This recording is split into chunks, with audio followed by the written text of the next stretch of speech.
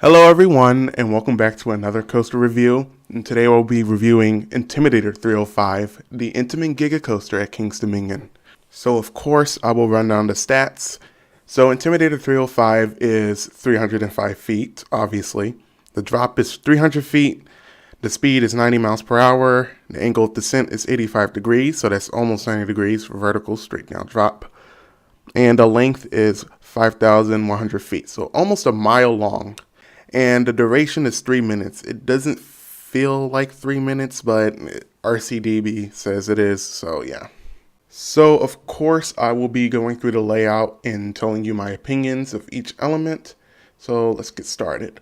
Now going up the lift hill, it is fast. It is super fast.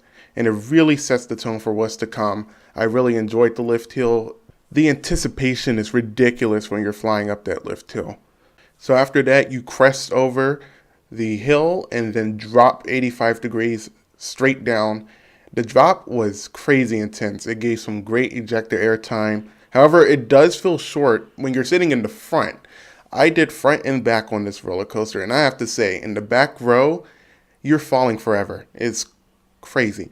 Not only does it feel like you're falling forever in the back, but you just get whipped over the top of the hill, and then it's amazing.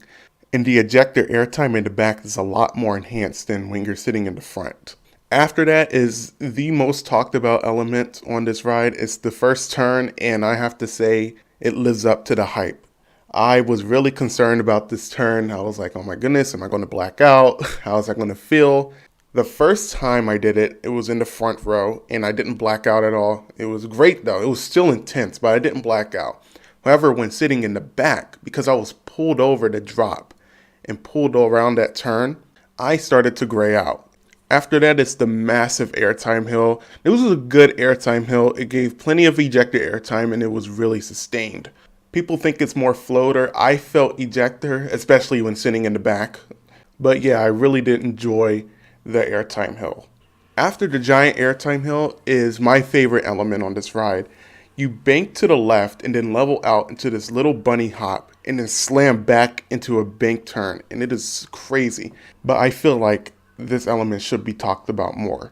Immediately after that, you go into the rapid transitions, and man, these transitions are crazy.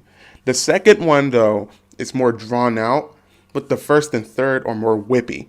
And something that I really like about these transitions, they're rapid, but yet they're still smooth. There's no jerkiness, there's no rattle. Proceeding that, you go into a right bank turn and then into a trimmed airtime hill. Now here's the thing, a lot of people do not like this trim, but I feel as though it is necessary.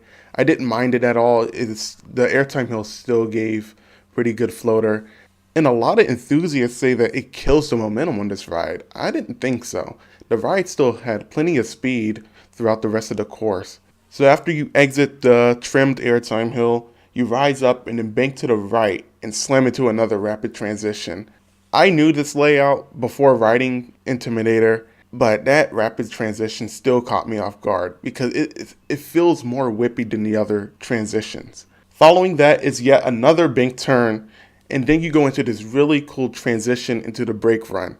This is my favorite brake run because it's sloped. And also when you go into it, you get a nice pop of ejector airtime, especially in the back seat, of course. The way it just whips you into the brake run is just awesome. Preceding that is another small turn, and eventually you'll return into the station. This ride blew me away. This was my first giga coaster, and it did not disappoint.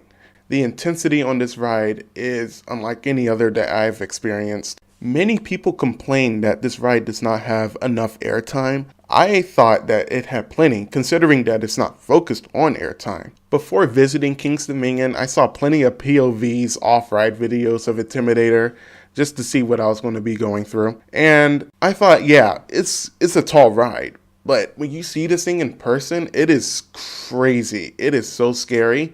It is intimidating, especially when you're on Rebel Yell and you're racing towards it. And once you go on that turnaround, it is just like right there and it's just like standing over you. It is so scary. Another thing that I wanted to touch on were the restraints. The restraints were perfect in my opinion.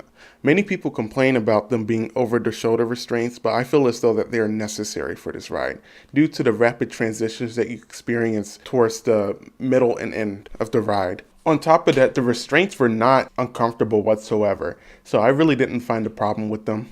With all of that being said, Intimidator 305 will be earning a 100%. This was the most intense roller coaster that I have ever ridden. The airtime was not talked about enough on this roller coaster, and I felt as though that it had plenty of it. Everything about Intimidator was perfect. Let me know what you all think about this ride in the comment section below, and if you like what you see, be sure to leave a like and subscribe.